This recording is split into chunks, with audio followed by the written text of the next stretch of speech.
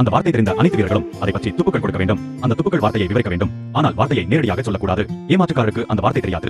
எனவே அவர் கவனமாக கேட்டு பொருந்தக்கூடிய ஒரு துப்பை கொடுக்க முயற்சிக்க வேண்டும். ஏமாற்றுக்காரர் என்று தாங்கள் நினைப்பவருக்கு அனைவரும் வாக்களிப்பார்கள். ஏமாற்றுக்காரர் சரியாக அடையாளம் காணப்பட்டால் குழு வெற்றி பெறும் அல்லது தண்டனை வழங்கப்படும். ரத்தம், ரட்சிப்பு, சிலுவை, மரித்து, மன்னிப்பு, சீஷர்கள்,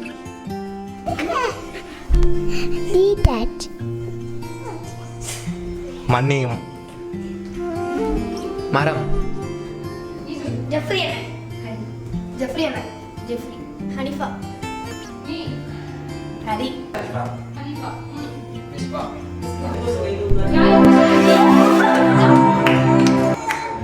இது யார் மனதையும் புண்படுத்துவதற்கு அல்ல. சல்லல்லாஹு